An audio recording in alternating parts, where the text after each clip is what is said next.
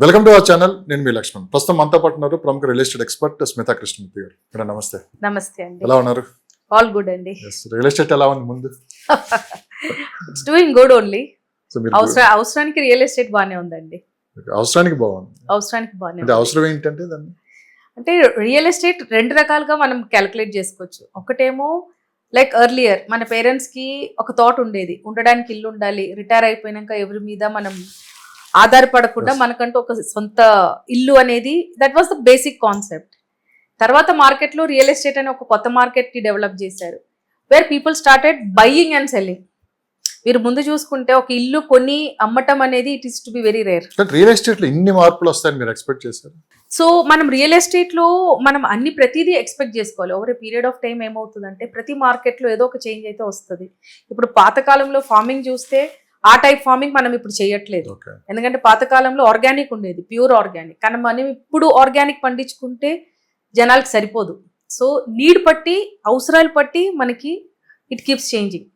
So ఇలానే real estate కూడా ఒకప్పుడు ఏంటంటే మనకు ఉండడానికి ఒక ఇల్లు, మన పిల్లలకి ఆడుకోవడానికి ఒక స్పేస్ అనే కాన్సెప్ట్ ఉండేది. ఆ కాలంలో ఎవరు వాళ్ళ సొంత ఇల్లుని అమ్ముకునే వాళ్ళు కాదు, అన్లెస్ అని అంటే వాళ్ళకి అంత పెద్ద క్రైసిస్ వస్తే గానీ.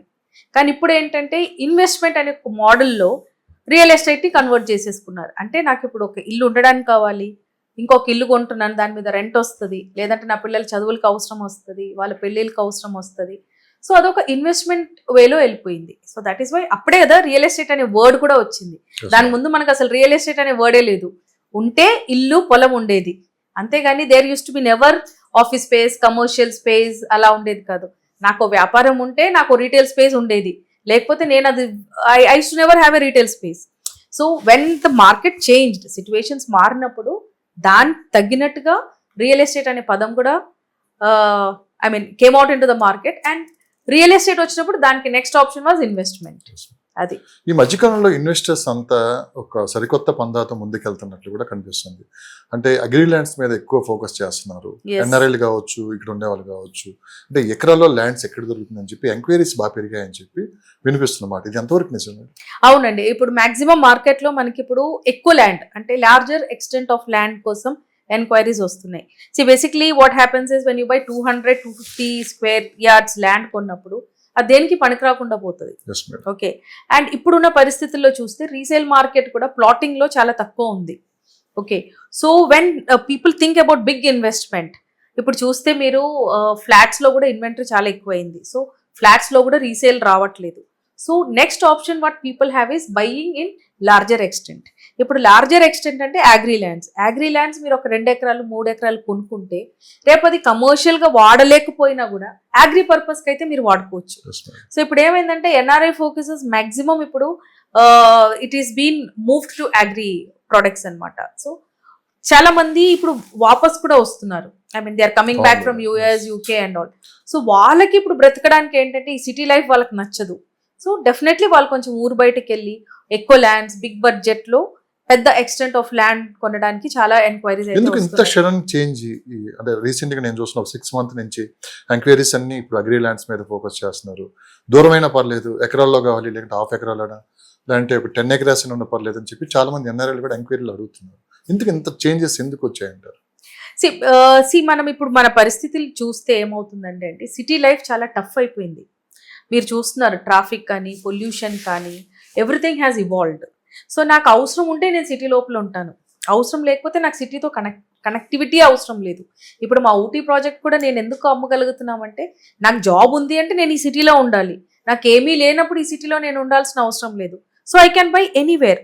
సో సిమిలర్లీ ఇప్పుడు ఎన్ఆర్ఐస్ రిటైర్ అయ్యి అక్కడి నుంచి ఇక్కడికి వచ్చిన వాళ్ళకి సిటీతో కనెక్షన్ ఏంటి, అవసరం లేదు. అండ్ మన హైదరాబాద్ ఆర్ తెలంగాణ ఇప్పుడున్న ప్రెసెంట్ సిచ్యువేషన్ చూస్తే మనకి కనెక్టివిటీ ఈజ్ వెరీ హై. రోడ్లు కానీ, ట్రైన్స్ కానీ, ఈవెన్ ఇన్క్లూడింగ్ ఈవెన్ ఫ్లైట్ కానీ, everything is well managed. So infrastructure దాంట్లోకి వస్తే connectivities are basic thing. And connectivity మనకి హైదరాబాద్ కానీ ఆల్ త్రూ తెలంగాణ మనం చూసుకుంటే చాలా హైలీ కనెక్టెడ్ ఉన్నాము. అది ఓఆర్ఆర్ ఉండొచ్చు, ఇప్పుడు కొత్తగా వచ్చే RRR ఉండొచ్చు, ఏదైనా కూడా కనెక్టివిటీ మనకి చాలా బాగుంది. సో ఎవరికి ఎక్కడ వెళ్ళాలన్నా because of this commuting system people are not leaching back to by going for. So ఎంత దూరమైనా వాళ్ళకి ఏముంది, గంట సేపు ఫరక్ పడుతుంది. కానీ అదే మీరు సిటీలో 4-5 కిలోమీటర్స్ ట్రావెల్ చేయాలన్నా అదే 1 అవర్ పడుతుంది. Yes, madam. So people are not calculating that, they are calculating in time.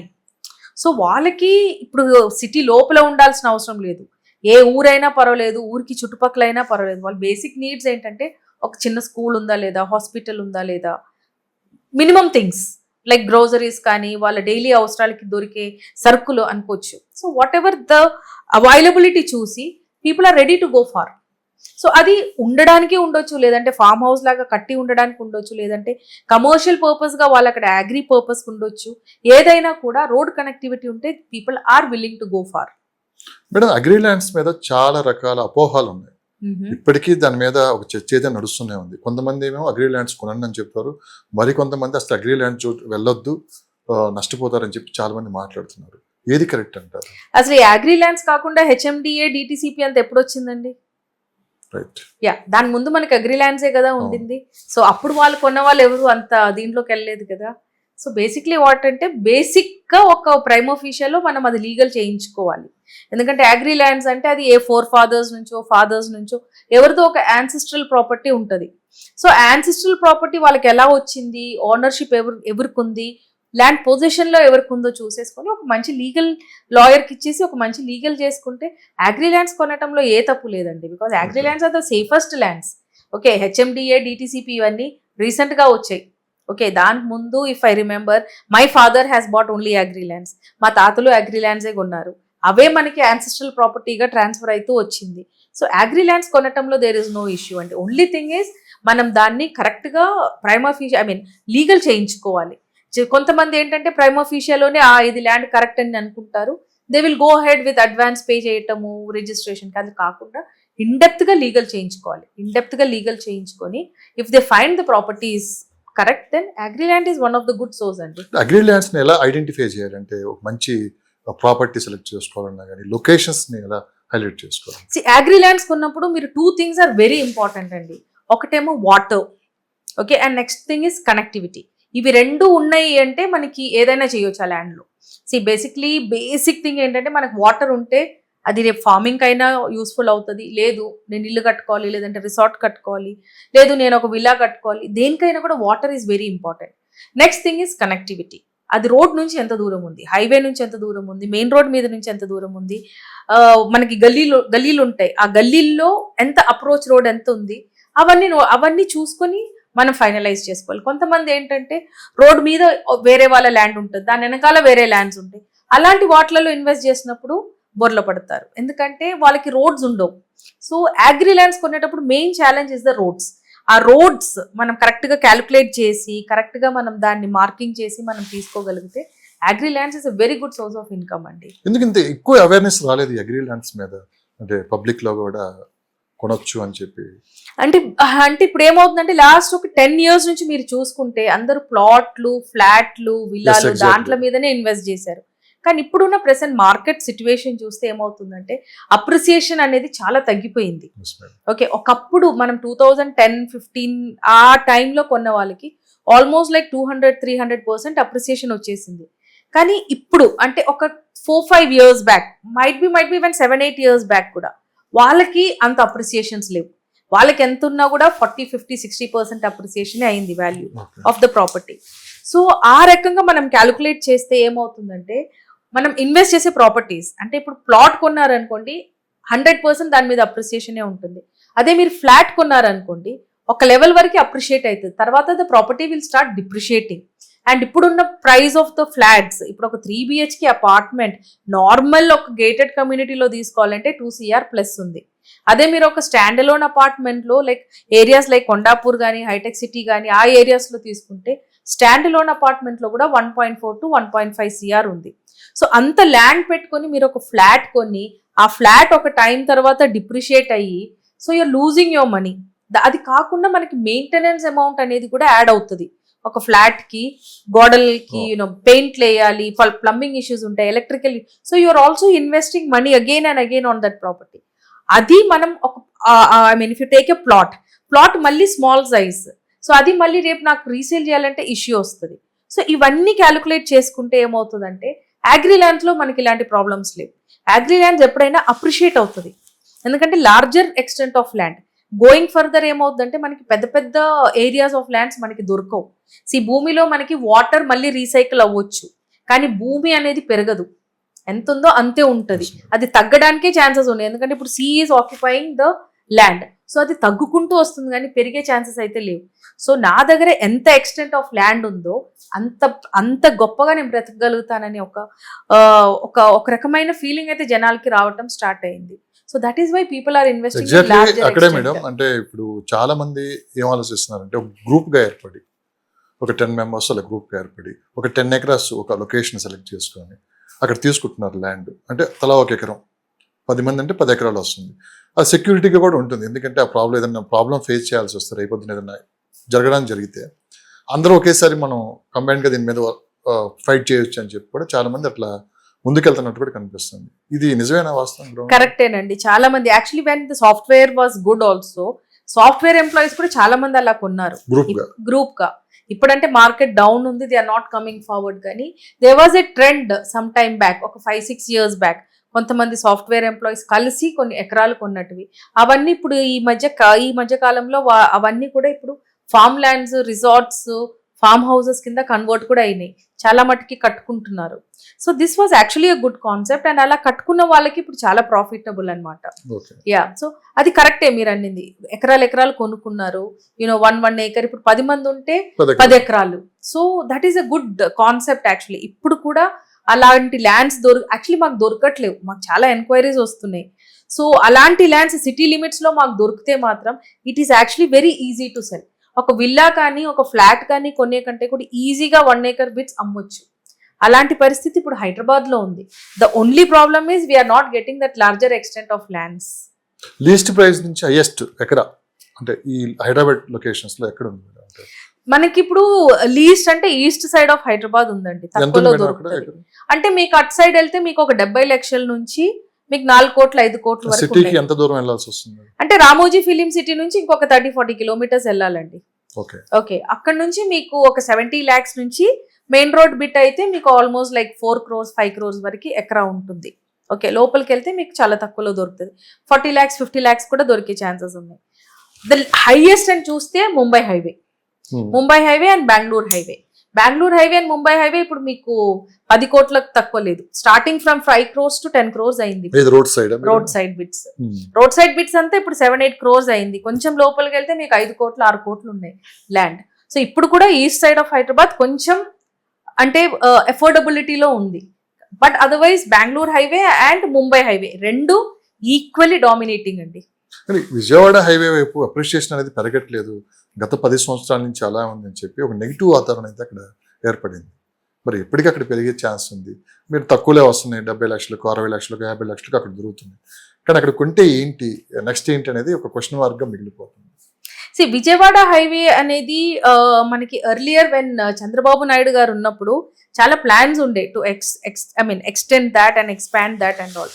అప్పుడే మనకి రామోజీ ఫిలిం సిటీ అవన్నీ కూడా ఆల్మోస్ట్ హైప్లోకి వచ్చింది. అంతవరకు అసలు విజయవాడ హైవే అంటే very less known. Even though మనకి హైయెస్ట్ యూజ్డ్ రోడ్ కూడా అదే, మనకి విజయవాడ హైవే ఒకటి, బెంగళూరు హైవే ఒకటి, 100% యూటిలిటీ అనేది ఉంది. కానీ ఇంకా విజయవాడ హైవేలో ప్రైజెస్ ఎందుకు పెరగలేదంటే అక్కడ గవర్నమెంట్ ఎందుకు తలుచుకోలేదో నాకు తెలియదు. అక్కడ ఏం పెద్ద మేజర్ ప్రాజెక్ట్స్ అయితే లేవు. So that is one reason ఇంకా అక్కడ మనకి ల్యాండ్ ప్రైజెస్ తక్కువ ఉన్నాయి. ఎందుకంటే డెవలప్మెంట్ పాయింట్ ఆఫ్ వ్యూలో చూసుకుంటే transport and commuting is very high. ఎందుకంటే రోడ్స్ ఎక్సలెంట్, అసలు 8-lane రోడ్స్, ఎక్స్ప్రెస్ హైవే తయారైంది ఇప్పుడు. కానీ the problem with that highway is government projects ఏది అక్కడ రాలేదు ఇంతవరకు. So that is one point, ఇంకా ల్యాండ్ ప్రైజెస్ అక్కడ తక్కువలో ఉన్నాయి. ఈ మధ్య ట్రెండ్ మారింది. చాలా వరకు ఇంతకుముందు ముంబై హైవే, బెంగళూరు హైవే ఎక్కువ చూసేవాళ్ళు, కానీ నాగార్జున సాగర్ హైవే వైపు కూడా ఇప్పుడు ఎక్కువ మంది ఫోకస్ చేస్తున్నారు. సో ఇంతవరకు ఇప్పుడు అంత చేంజెస్ అనేది చూడలేదు. ఈ మధ్యకాలంలో ఎక్కువ లైన్ మొత్తం చూస్తున్నారు. అక్కడ కొనడానికి ప్రాపర్టీస్ ఏమి ఉన్నాయి ఏంటి, ప్రైజెస్ కూడా తక్కువ ఉన్నాయి. లేదండి అక్కడ 60-70 లక్షల్లో కూడా అక్కడ దొరుకుతుంది. Yes Nagarjuna Sagar highway two ways లో ఇట్ ఈస్ యూస్ఫుల్ అండి. ఒకటేమో ఇన్స్టిట్యూట్స్, ఎడ్యుకేషనల్ ఇన్స్టిట్యూట్స్ చాలా ఉన్నాయి ఆ రోడ్ లో. Okay, first thing is that thing. And second thing ఏంటంటే కొన్ని ప్రాజెక్ట్స్ అక్కడ అనౌన్స్ అయినాయి. So that is one reason. ఇప్పుడు ఏంటంటే ఆడిబట్ల నుంచి మనం నాగార్జున సాగర్ హైవే వెళ్తుంటే చాలా డెవలప్మెంట్స్ అవుతున్నాయి. Yes, madam. సో అక్కడ కొంచెం బూమ్ వస్తుంది. కానీ మనకి ఇప్పుడు చూస్తే విజయవాడ హైవే, నాగార్జున సాగర్ హైవే చూస్తే నాగార్జున సాగర్ హైవేకి ఎక్కువ పాయింట్స్ వస్తాయి. ఎందుకంటే కొంచెం డెవలప్మెంట్స్ ఇప్పుడు అక్కడే అవుతుంది. 4th సిటీ కూడా దగ్గరలో ఉంటాం. ఎస్, 4th సిటీ కూడా దగ్గరలో ఉంది. ఫ్యూచర్ ఎక్స్పాన్షన్ మీకు అక్కడే ఉంటుంది. అంటే అఫోర్డబిలిటీలో ఇప్పుడు మీ నా అంచనా దగ్గర ఏంటి మేడం? మీ అంచనా ఏంటి సాగర్ హైవే పై? పెరుగుతుందండి. బేసిక్లీ హైదరాబాద్ కూడా ఒకప్పుడు ఇలా లేకుండే. ఓకే, ఒకప్పుడు నానక్రామ్గూడ లాంటి ఏరియాస్ లో ఇన్వెస్ట్ చేయాలంటే భయపడేవాళ్ళు. ఎందుకంటే మనకు ఒక ట్రైబల్ కమ్యూనిటీ ఉండే, లంబాడి అనేది. వాళ్ళు తప్ప ఈ ఏరియాస్ లో ఎవరు ఉండేవాళ్ళు నేను చూశాను. ఎందుకంటే నేను హైదరాబాద్ పుట్టినప్పటి నుంచి ఇక్కడే ఉన్నాను. So I have seen that. So ఆ ఏరియాస్ లోకి వెళ్ళాలి అంటే చాలా భయపడేవాళ్ళు. కానీ ఆ టైంలో కూడా కోకాపేటలో జీపీ లేఅవుట్ చేసినప్పుడు చాలా మంది కొన్నారు. That is a vision. So మనం ఎప్పుడు రియల్ ఎస్టేట్ ని ఇది 5 years లో పెరుగుతుంది, 10 years లో పెరుగుతుంది అని క్యాలిక్యులేషన్ లో ఎప్పుడు మనం రియల్ ఎస్టేట్ లో ఇన్వెస్ట్ చేయొద్దు. అది పెరిగినప్పుడు అది పెరుగుతుంది. అలా వదిలేసుకుంటే మాత్రం అది 20 years ఉండొచ్చు, 30 years ఉండొచ్చు. దాన్ని కొని just like that leave it. అప్పుడే మనకి అప్రిసియేషన్ అనేది తెలుస్తుంది. మీరు రోజు అక్కడ వెళ్ళి చుట్టుపక్కల వాళ్ళతో రేట్ పెరిగిందా, ఇప్పుడు ఎంత గజం అంటే అది రియల్ ఎస్టేట్ మార్కెట్లో వర్కౌట్ అవ్వదు. మీరు కొన్నారా, ఇప్పుడు మన పిల్లలు పుట్టాక మనం వదిలేస్తాం. వాళ్ళ టైంకి వాళ్ళు పెరుగుతారు. 20 years అయినప్పుడు గ్రాడ్యుయేట్ అవుతారు. So you're just leaving them. Similarly land కొన్నప్పుడు కూడా నేను నిన్న కొన్నాను, ఇవాళ న్యూస్ ఛానల్స్ లో 10% అప్రిసియేషన్ ఉంటదన్నారు, అవ్వలేదు. 20% ఉంటదన్నారు. అది wrong way of investment. Real estate లో ఇన్వెస్ట్ చేయాలంటే by and forget it. 10 years, 20 years, 25 years అలాంటప్పుడే మనకి రైట్స్ వస్తుంది. బిగ్ ప్లేయర్స్ కే సాధ్యం అది, మరి చిన్న వాళ్ళ పరిస్థితి ఏంటి? అట్లా లేదండి, చిన్న వాళ్ళు కూడా ఇన్వెస్ట్ చేసిన వాళ్ళు చాలా మంది ఉన్నారు. ఇప్పుడు మనకి ఫైనాన్షియల్ డిస్ట్రిక్ట్ చూస్తే మీరు అప్పట్లో రిచ్ అయిన వాళ్ళందరూ లంబాడోలే, అవునా కదా? వాళ్ళు రిచ్ పీపుల్ కాదు కదండి. కానీ వాళ్ళు ఆ టైంలో వాళ్ళు ఆ ఏరియాస్ లో ల్యాండ్స్ ఉండింది వాళ్ళ దగ్గర. So it's time. What I say is it's time. ఇప్పుడు హైదరాబాద్ పెరుగుతుంది. సో రేపు ఫ్యూచర్ లో మనకి నాగార్జున సాగర్, ఈవెన్ విజయవాడ హైవేలో కూడా ఇప్పుడు చాలా స్కోప్ ఉంది ఇన్వెస్ట్మెంట్స్ కి. ఎందుకంటే తక్కువ బడ్జెట్ లో మీకు ఎక్కువ ల్యాండ్ వస్తుంది. అండ్ ఇంకోటి, అక్కడ commuting is good, water facility is also very good. Water అనేది అబెండెంట్ గా ఉంటుంది. ఎందుకంటే ఇప్పుడు కూడా గ్రీన్ బెల్ట్ లోనే ఉంది విజయవాడ హైవే. సో ఫ్యూచర్ లో ఇప్పుడు నాకు ఈ అమౌంట్ తో నాకు ఏమి చేసే అవసరం లేదు అంటే ఇన్వెస్ట్ చేసి వదిలేయొచ్చు. అలాంటి వాళ్ళకి డెఫినెట్లీ అప్రిసియేషన్ ఉంటుంది. సిటీ ఇంకా పెరగడానికి ఛాన్స్ లేదు, ఉందా? మీరు ఏమైనా ఉంటే చెప్పండి. అవును, 360 degrees లో మొత్తం దాదాపు మాక్సిమం ఔటర్ రింగ్ రోడ్ మొత్తం కవర్ అయిపోయింది సిటీ. ఎస్, ఇంకా ఏదైనా సిటీ బయటికి రావాల్సిందే. అవునండి. ఇప్పుడున్న ట్రాఫిక్ కష్టాలు కావచ్చు, ఇప్పుడున్న పరిస్థితులు చూస్తుంటే ఇంకొక 4-5 years లోనే మాక్సిమం ఒక 30 to 40% people outer ring road దాటి బయటకు వస్తారని చెప్పి ఒక మాట వినిపిస్తుంది. ఇప్పుడు ఫోకస్ అంతా అటే ఉంది, అందరూ ఇన్వెస్ట్మెంట్స్ కావచ్చు ఇదంతా. సో దీన్ని దృష్టిలో పెట్టుకొని కూడా రేవంత్ రెడ్డి గారు 4th సిటీ కూడా నిర్మిస్తానని చెప్పి కూడా ఒక మాట ఇవ్వటం, దానికి తగ్గ బోర్డు ఏర్పాటు చేయటం, దానికి ఒక కమిటీ రావటం, చిన్న వర్క్స్ కూడా ఇప్పుడు స్టార్ట్ అవ్వటం కూడా జరిగింది. సో మీ అంచనా ప్రకారం అంటే ఒక 3-4 years లోనే దాదాపు ఒక 40% పీపుల్ బయటకు వచ్చేస్తారు, ఔటర్ రింగ్ రోడ్కి అటువైపు ఉంటారని చెప్పి కూడా ఒక మాట వినిపిస్తుంది. ఎంతవరకు అది నిజం అంటారు? Practically if you look back to different cities, ఇప్పుడు చెన్నై ఉంది, పూణే ఉంది, ఓకే, ముంబై, ఢిల్లీ, ఇవన్నీ చూసుకుంటే ఢిల్లీలో వర్క్ చేసే వాళ్ళు మాక్సిమం చుట్టుపక్కల సిటీస్ లో ఉంటారు. ఇప్పుడు పూణేలో వర్క్ చేసే వాళ్ళు తానే అలాంటి ఏరియాస్ నుంచి కమ్యూట్ చేస్తారు. చెన్నై సిటీలో ఉండే వాళ్ళు కూడా 30-40 kilometers away from the city ఉంటారు. దానికి main reason is rental values తక్కువ. ఓకే, ఇప్పుడు హైదరాబాద్ మెయిన్ సిటీ ఏదైతే ఉందో మనకి సికింద్రాబాద్ కానీ సైబరాబాద్ కానీ whatever it is the old city అన్అఫోర్డబిలిటీకి వచ్చేసింది. ఒకప్పుడు Hyderabad was suppose to be the affordable city, కానీ ఇప్పుడు మనకి అన్అఫోర్డబుల్ సిటీ అయిపోయింది అది. ఎందుకంటే ప్రైజెస్ అంత పైకి ఆల్రెడీ హైట్ లో ఉంది. సో నెక్స్ట్ ఇప్పుడు కామన్ పీపుల్ ఎక్కడికి వెళ్ళాలి? They have to look for outskirts. Okay, ఒకప్పుడు సిటీ ఎక్స్పాండ్ అవుతుందని ఓఆర్ఆర్ చుట్టుపక్కల ల్యాండ్స్ కొన్నారు. ఇప్పుడు ఓఆర్ఆర్ చుట్టుపక్కల ల్యాండ్స్ కొన్న వాళ్ళందరూ కరోడ్పతిలే, ఎందుకంటే అన్ని పెద్ద పెద్ద ప్రాజెక్ట్స్ వచ్చాయి. ఇప్పుడు వాళ్ళు ఎక్కడ ఇన్వెస్ట్ చేయాలి? ఇంకో 10 or 20 kilometers వెళ్ళి వాళ్ళు ఇన్వెస్ట్ చేస్తారు. ఎస్, ఇప్పుడు రీసెంట్ గా I just spoke to 1 person. కోకాపేటలో ఎందుకంత కోకాపేట నుంచి జనాలు అమ్మేసుకుని ఎక్కడికి వెళ్తున్నారు అని. కోకాపేటలో అమ్మిన వాళ్ళందరూ ఇప్పుడు శంషాబాద్ చుట్టుపక్కల కొనుక్కుంటున్నారు. ఎందుకంటే అప్పట్లో కోకాపేటలో తక్కువ ఉండే కొన్నారు, ఇప్పుడు అది ఫుల్గా డెవలప్ అయింది. ఇప్పుడు కోకాపేటలో అమ్మిన డబ్బులు ఎక్కడ ఇన్వెస్ట్ చేయాలి? ఇంకా దూరం వెళ్ళి ఒక 20 కిలోమీటర్స్ 30 కిలోమీటర్స్ దూరం వెళ్ళి వాళ్ళు వేరే ల్యాండ్స్ కొంటారు. సో ఇంకో 20 ఇయర్స్ ఆర్ 30 ఇయర్స్లో అది డెవలప్ అవుతుంది. సో సేమ్ సెనారియో అండి. ఇప్పుడున్న సిచ్యువేషన్లో common people cannot afford. So ఏం చేస్తారు? ఒక 20 కిలోమీటర్స్ ఆర్ 30 కిలోమీటర్స్ దూరం వెళ్ళి ఇన్వెస్ట్ చేస్తారు. ఇప్పుడు ఇన్వెస్ట్ చేస్తారు, ఇన్వెస్ట్ చేసి ఎదురు చూస్తారు దేనికి? గవర్నమెంట్ ఇన్ఫ్రాస్ట్రక్చర్ ఎప్పుడు పెంచుతారు అని. సో ఇప్పుడు సిటీస్ లైక్ ముంబై కానీ, పూణే కానీ, తానే కానీ ఇవన్నీ అంత డెవలప్ అవ్వడానికి రీజన్ ఈస్ మెట్రో ట్రైన్. ఇప్పుడు మన గవర్నమెంట్ ఏం చేసింది? సిటీ చుట్టుపక్కల మాక్సిమం కవర్ చేసేసింది మెట్రోస్. ఓకే, ఇప్పుడు వాళ్ళ next expansion should be towards airport నుంచి ఫోర్త్ సిటీ. అలాగా ఒక్కొక్క చోటుకి ఒక్కొక్క డైరెక్షన్కి ఎక్స్పాన్షన్ చేసుకుంటూ వెళ్తే ఈ చెప్పిన ప్లేసెస్ అన్నీ కూడా పెరుగుతుంది. అది రేపు విజయవాడ హైవే ఉండొచ్చు, లేదు ఫోర్త్ సిటీ ఉండొచ్చు, ఈవెన్ నాగార్జున సాగర్ రోడ్ కూడా ఉండొచ్చు. The main reason for any city to develop is metro connectivity.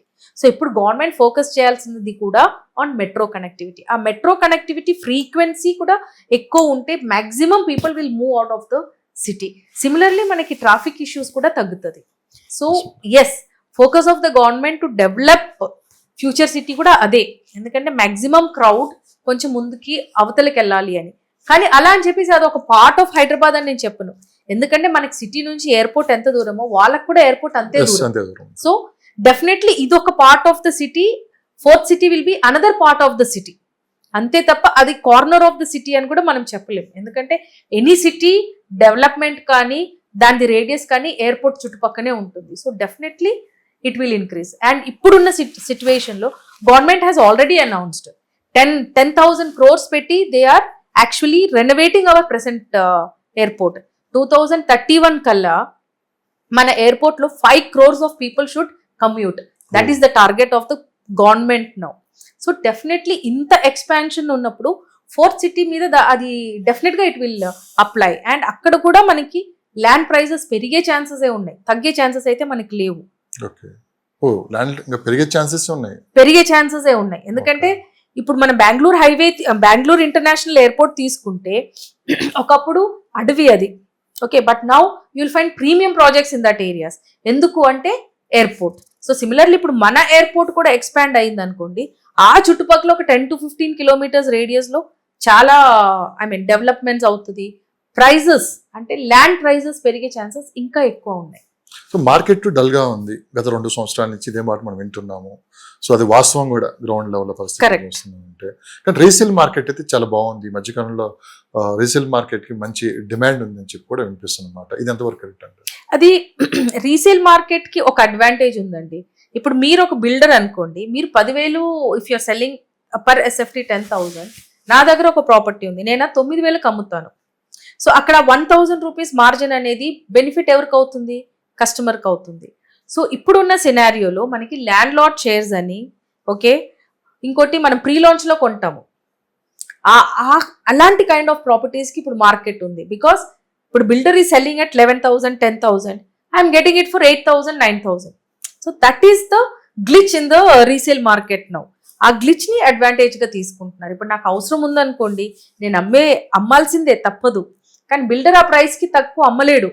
ఎందుకంటే వాళ్ళు పెట్టిన పెట్టుబడికి వాళ్ళకి అది వర్కౌట్ అవ్వదు. కానీ నాకున్న అవసరానికి నేను అది అమ్మే తీరాలి. So that is why people are picking up properties from resale మార్కెట్లో. రీసేల్ మార్కెట్ ఇప్పుడు చాలా పికప్ అయింది, ఎస్పెషలీ ల్యాండ్ లాట్ షేర్స్ కానీ. ఎందుకంటే ల్యాండ్ లాట్ షేర్స్లో they are not charging amenities, ఈ కార్పస్ ఫండ్లు ఇవన్నీ ఏమీ లేవు. So people are coming forward to buy. ఈ ఫ్లోర్ రైజ్ ఛార్జెస్ అని అదొకటి, కామన్ ఏరియా మెయింటెనెన్స్ అని 2 years అదొకటి. సో ఇవన్నీ మాఫీ అవుతుంది కాబట్టి people are picking up properties. So మిమ్మల్ని ఎప్పటి నుంచో ప్రశ్న అడుగుతాం అనుకుంటున్నాను మేడం. అపార్ట్మెంట్లో ఉండే వాళ్ళు ఆలోచనలు మారిపోతున్నాయి. ఒకప్పుడు అపార్ట్మెంట్లో ఉండాలని చెప్పి ఒక ఫ్యాషన్ ఉండేది అందరికీ. సో అందరూ ఎక్కడున్నామంటే సో 30 floor 40 floor అని గొప్పగా చెప్పుకునే వాళ్ళు ఇప్పుడు చాలా ప్రాబ్లమ్స్ ఫేస్ చేస్తున్నారు అని వింటున్నాము. చాలా మంది బయటికి రావాలి, ముందు అపార్ట్మెంట్ నుంచి బయటికి రావాలి, ఒక స్వేచ్ఛ వాతావరణంలోకి రావాలని చెప్పి వెయిట్ చేస్తున్నారని చెప్పి కూడా ఈ మధ్య బాగా వినిపిస్తుంది. ఇది నిజమే అంటారా? కరెక్ట్ అండి. I will tell you one example. ఇప్పుడు మీరు మెడిచల్ కోంపల్లి సైడ్ వెళ్తే ఇప్పుడు ప్రెసెంట్ మార్కెట్ ఇప్పుడు మొత్తం అటు సైడే ఉంది. Bachupally, okay, Dulapally, Yes, okay, madam. Medchal, Malkajgiri ఆ సైడ్ వెళ్తుంది మార్కెట్. Hmm. అక్కడ మనకి మాక్సిమం విలా ప్రాజెక్ట్స్ ఎక్కువ ఉన్నాయి. అండ్ ద రీజన్ ఏంటంటే సిటీలో ఇప్పుడు నానక్రామ్గూడలో నాకు ఒక 3 BHK ఫ్లాట్ కొనాలంటే 2 కోట్లు ఇవ్వాలి. Yes, madam. ఓకే, ఆ 2 కోట్లు ఇచ్చి నేను ఫ్లాట్ కొనుక్కోవాలి. ఫ్లాట్ కొన్నాడు నుంచి అసోసియేషన్ రూల్స్ ఫాలో అవ్వాలి. వాళ్ళు చెప్పిందే అవుతుంది. స్వేచ్ఛ లేదు. There is no freedom in gated community apartments. ఇప్పుడు నేను కూడా ఉండేది gated community apartment, but I never like. ఇప్పుడు నాకు ఒక ఛాన్స్ ఇచ్చారనుకోండి, ఇండిపెండెంట్ హౌస్ లో ఉంటారా మీరు గేటెడ్ కమ్యూనిటీలోనే కంటిన్యూ అవుతారంటే నేనైతే I wish to live in an independent house.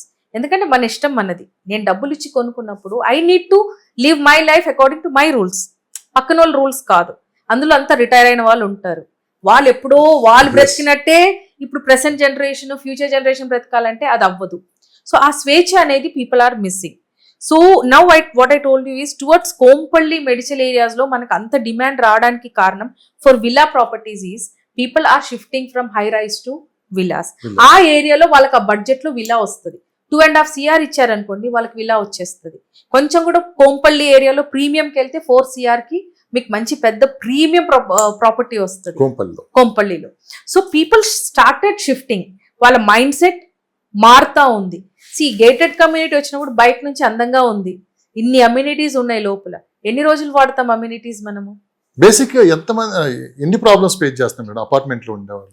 Apartment లో ఉన్న వాళ్ళకి చాలా ఇష్యూస్ ఉన్నాయండి. Especially is the safety issues. ఇప్పుడు 33-40 ఫ్లోర్స్ అంటున్నాము. ఒక ఫైర్ యాక్సిడెంట్ కానీ, లేదంటే రేపు ఎప్పుడైనా కూడా ఒక ఎర్త్ క్వేక్ కానీ, people are not foreseeing all these things. ఇప్పుడు సేఫ్టీ మెజర్స్ తీసుకుంటున్నాం అంటున్నారు, కానీ practically how many apartments have proved it? ఇప్పుడు ఫైర్ అండ్ సేఫ్టీ అనేది is the major task in any apartment. కానీ ఎవరు టెస్ట్ చేస్తున్నారు? Actually as per the rule, government rule ప్రకారం ఎవ్రీ 6 months కి మనకు అక్కడ ఒక టెస్ట్ చేస్తారు. Soil test. No, fire and accident గురించి. అలారం అంటే false alarm, they are suppose to do a false alarm. నేను నా అపార్ట్మెంట్ లో ఉండబట్టి 8 years అయింది, ఇంతవరకు ఒక్కసారి కూడా జరగలేదు. అంటే రేపు నిజంగానే ఫైర్ అయినప్పుడు how would people escape? So many safety issues అయితే ఉన్నాయి. ఇప్పుడు చాలా మటుకి 33-40 ఫ్లోర్స్ లో బుక్ చేసిన వాళ్ళు మా దగ్గరకు వస్తున్నారు, మేడం ఫ్లాట్ అమ్మి పెడతారా అనేసి. నాకు ఫ్లోర్ రైజ్ వద్దు, నాకు ఏది వద్దు, I just want to come out of this. ఎందుకంటే lift is an issue. Morning స్కూల్కి వెళ్ళాలంటే పిల్లలు టైంకి వెళ్ళలేరు, ఆఫీస్కి వెళ్ళలేరు. ఎందుకంటే లిఫ్ట్ అనేది ఈజ్ అ మేజర్ ఇష్యూ. అక్కడ ఒక 10 to 15 minutes లాగింగ్. పెట్స్ మీద కంట్రోల్. రోడ్డు మీద ట్రాఫిక్ జామ్ ఎలా ఉంటుందో లోపల లిఫ్ట్ లో కూడా సేమ్ అలాగనే ఉంటుంది. నెక్స్ట్ ఈ సేఫ్టీ మెజర్స్ అండి. సేఫ్టీ మెజర్స్ లో everybody are not following safety measures. Anybody can walk in. Apps ఉన్నాయి, కానీ యాప్స్ లో ఇప్పుడు స్విగ్గీ, జొమాటో మనం అప్రూవల్ ఇస్తున్నాం, కానీ ఎవరు వస్తున్నారో మనకి తెలియదు. ఓకే, రీసెంట్లీ మనకి అశోక, వాట్ ఈస్ దట్, కుకట్పల్లిలో అశోక వెనకాల Swarnalekha something, there is one apartment, ఒక హత్య జరిగింది. దాని లోపల అంటే కమ్యూనిటీ లోపల వర్క్ చేసి అతనే చేశాడు. Killed women and took the money and gold from their house. So where is the safety? Safety is very important. ఇప్పుడు ప్రతి అపార్ట్మెంట్ లో కామన్ ఏరియాస్ లో CCTV కెమెరాస్ అనేది మ్యాండేట్. కానీ ఎంతమంది కమ్యూనిటీస్ అది పెడుతున్నారు? ఎన్ని మానిటర్ అవుతున్నాయి? లిఫ్ట్లలో కెమెరాస్ ఉన్నాయా? So these are all glitches in all these. చాలా మంది మానసికంగా చాలా ఇబ్బంది పడుతున్నారు ఇట్లా అపార్ట్మెంట్ లో ఉండలేక. ఆ ప్రాబ్లమ్స్ కొన్న తర్వాత మళ్ళీ అది అమ్ముకోలేక ప్రాబ్లమ్స్ ఫేస్ చేసుకుంటే ఎవరికి చెప్పాలో తెలియని పొజిషన్ లో ఉన్నారు. మానసికంగా డబ్బు ఉంటుంది. Maintenance issue is also other thing అండి. ఇప్పుడు ప్రతి హై రైజ్ లో మీరు 2 years 3 years తర్వాత చూస్తే everywhere you will find this dampness, seepage issues. అది రిపేర్ చేసుకోవడానికి మళ్ళీ లక్షలు ఖర్చు పెట్టాలి. So maintenance issue is also one great glitch in these kind of societies. So issues అయితే ఉన్నాయి గేటెడ్ కమ్యూనిటీస్ లో, హై రైజెస్ లో చాలా ప్రాబ్లమ్స్ అయితే ఉన్నాయి. గేటెడ్ కమ్యూనిటీస్ ఒక 200-300 ఫ్లాట్స్ వరకు అయితే ఓకే, కానీ ఇప్పుడున్న కమ్యూనిటీస్ అంతా 3000-4000 ఫ్లాట్స్ అంటే ఇట్స్ ఈక్వల్ టు ఒక చిన్న స్మాల్ సైజ్ ఊరు. ఒక విజయవాడ మొత్తం కలిపితే ఎన్ని ఫ్యామిలీస్ ఉంటాయండి ఒక కమ్యూనిటీలో ఉంటున్నారు? సో డెఫినెట్లీ డ్రైనేజ్ ఇష్యూస్ ఉంటాయి, వాటర్ ఇష్యూస్ ఉంటాయి. సమ్మర్లో వాటర్ ట్యాంకర్స్ అవి ఎక్కడెక్కడి నుంచి వస్తున్నాయో కూడా మనకు తెలియవు. మనం ఏ నీళ్ళు తాగుతున్నాం, మనం ఏ నీళ్ళు వాడుతున్నాం అనేది మీకు తెలియదు, మాకు. ఇదే ప్రశ్న మొన్న రీసెంట్ గా నేను ఒక ప్లేస్ కి వెళ్ళి విజిట్ చేసినప్పుడు ఒక అతను లేవనెత్తిన ప్రశ్న ఇది. సో ఇంత పెద్ద అపార్ట్మెంట్ ఉంది కదా, ఈ వాటర్ ఎక్కడి నుంచి వస్తుంది? అసలు గవర్నమెంట్ ప్రొవైడ్ చేయగలుగుతుందా? రీసైక్లింగ్ జరిగిన వాటరే వస్తుంది అని చెప్పి వినిపిస్తున్న మాట. చాలా వరకు సిటీలో అలాంటి వాటరే యూజ్ చేస్తున్నారు, రీసైక్లింగ్ చేసిన వాటరే యూజ్ చేస్తున్నారు అని చెప్పి వినిపిస్తున్న మాట. ఎస్, అపార్ట్మెంట్స్ లో వాష్రూమ్స్ లో వచ్చే ప్రతి వాటర్ మీకు రీసైకిల్డ్ వాటరే ఉంటుంది. మనకి కమోడ్స్ లో వచ్చే ఫ్లష్ ట్యాంక్ లో వచ్చే వాటర్ అంతా రీసైకిల్డే ఉంటుంది. ఇదంతా తెలియదు అంటారు వీళ్ళందరికీ. అంటే కొంతమంది తెలియక కొన్నారు, కొంతమంది ఇంకా అడాప్ట్ చేసుకున్నారు. Because there is no water, they don't have option.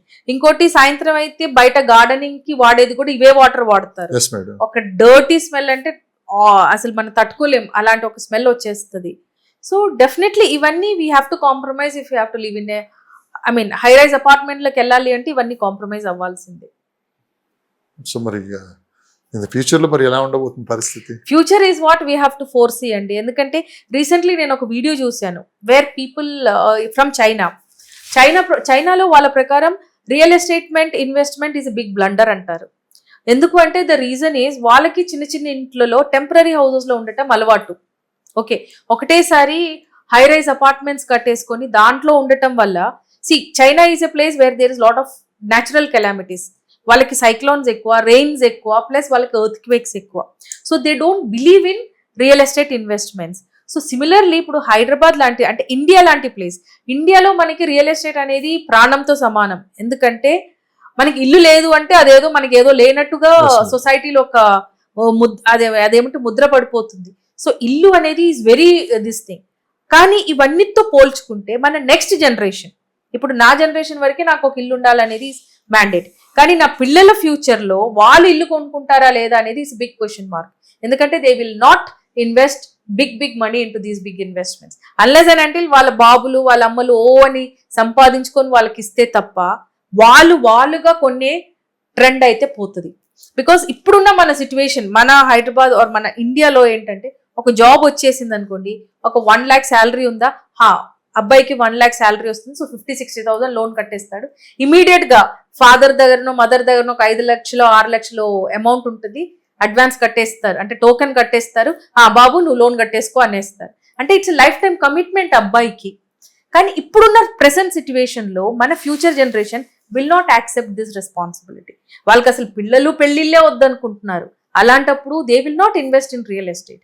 So real estate అనేది ఏదైతే ఉందో ప్రెసెంట్ జనరేషన్తో ఆగిపోతుంది. So same like other countries, ఇప్పుడు చైనా ఉండొచ్చు, యూరోపియన్ కంట్రీస్ ఉండొచ్చు, వాళ్ళు కూడా ఫ్యూచర్లో they want only small spaces. ఇలా 2,000-3,000 SFT ఫ్లాట్లకి ఎవరు వెళ్ళరు.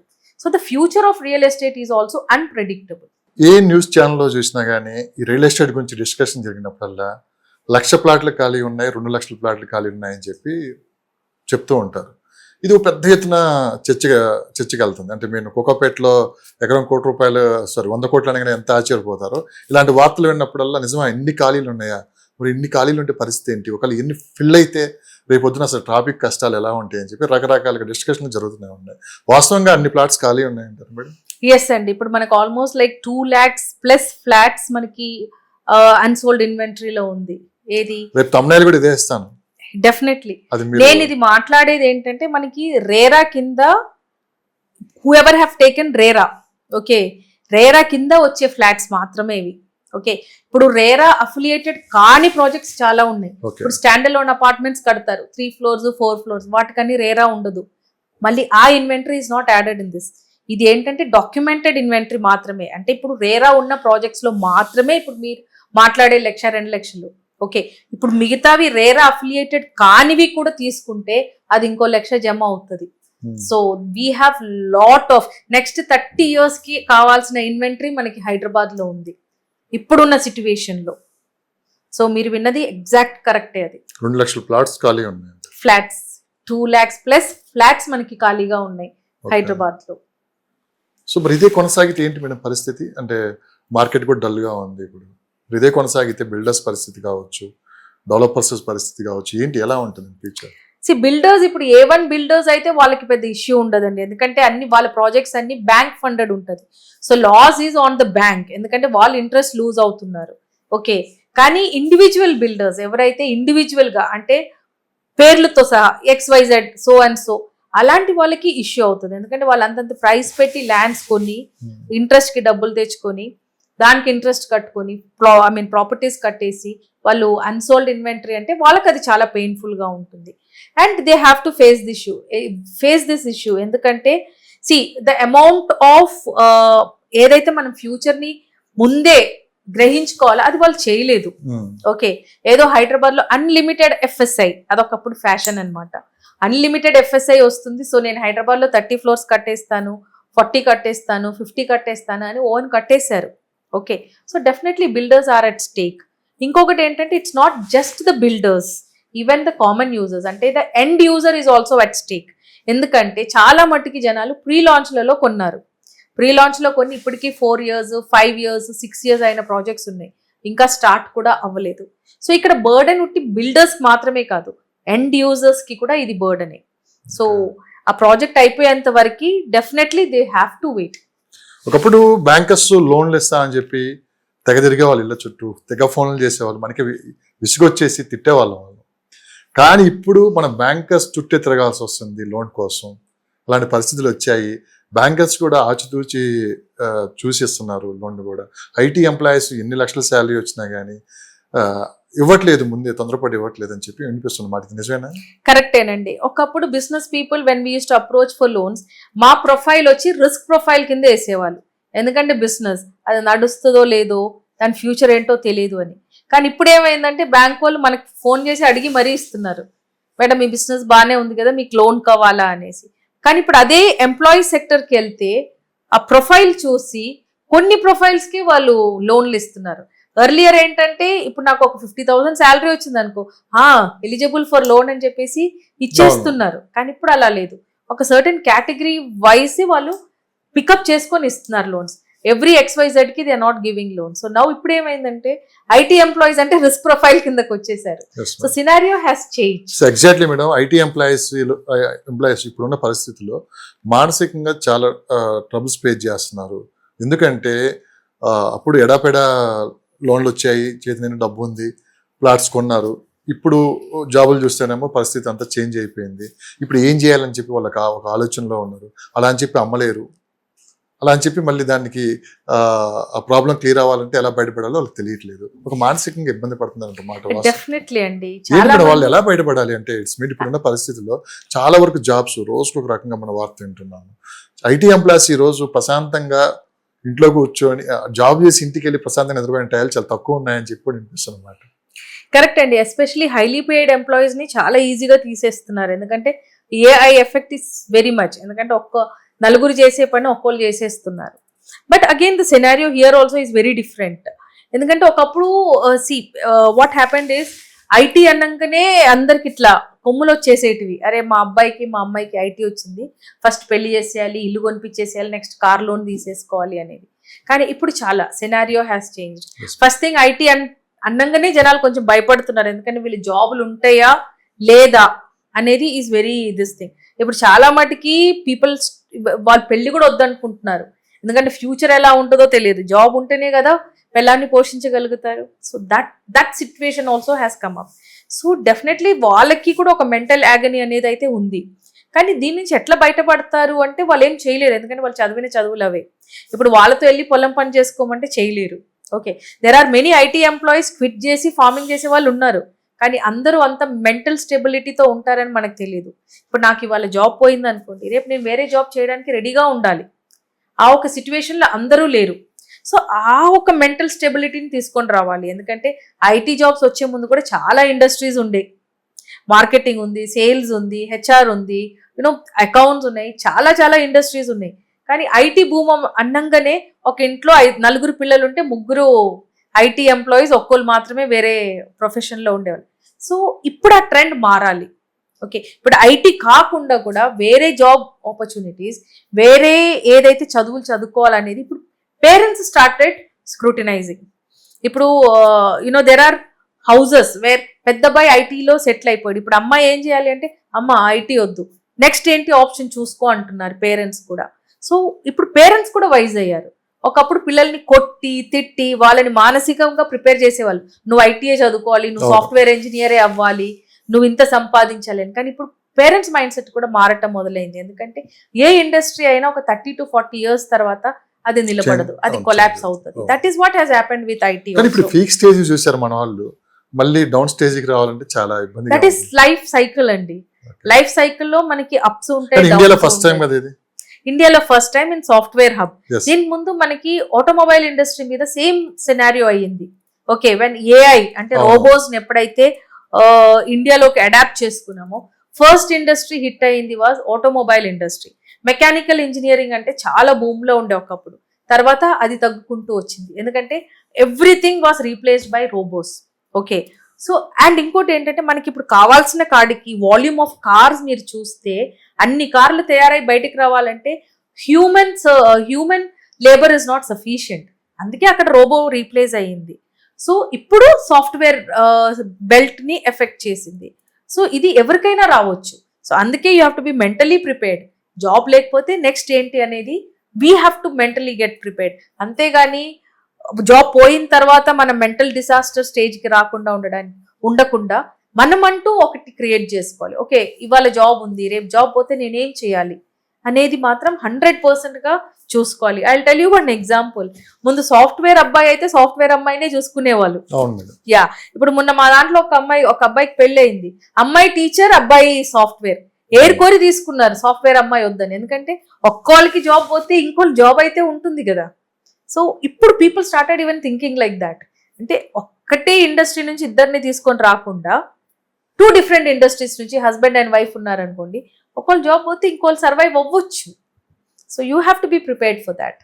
చివరికి అగ్రికల్చర్ కే మంచి డిమాండ్ ఉంటుంది అంటారా పరిస్థితులు చూస్తే? అగ్రికల్చర్ అండ్ సర్వీస్ ఇండస్ట్రీ ఇది ఎప్పుడు చావదండి. ఇప్పుడు మీరు 3 పూట్ల తినాలంటే మీరు 3 పూట్ల తినాల్సిందే, మీకు జాబ్ ఉన్నా జాబ్ లేకపోయినా. సో అగ్రి ప్రోడక్ట్స్ మీద మనకి ఎప్పుడు ఇష్యూ రాదు, ఎందుకంటే as long as you have a mouth and a stomach, Yes, madam. That industry will never die. So agriculture అనేది ఇట్ విల్ నెవర్ డై. అది ఇప్పుడు చాలా మంది గ్రహించుకొని చాలా మంది అగ్రిలోకి దిగుతున్నారు కూడా, చదువుకున్న వాళ్ళు. Thank you madam, thank you so much, thank you. Thank you అండి. చాలా మంది మీ కాంటాక్ట్ నెంబర్ అండ్ వెబ్సైట్ కూడా అడుగుతున్నారు. మీకు ఇబ్బంది లేదంటే మీ నెంబర్. They can call me, WhatsApp చేసి కన్సల్టేషన్ కి రావచ్చండి. Okay, my number is 7569922847. And వచ్చే ముందు మాత్రం జస్ట్ గివ్ మీ వాట్సాప్ లో మీరు మెసేజ్ డ్రాప్ చేయండి.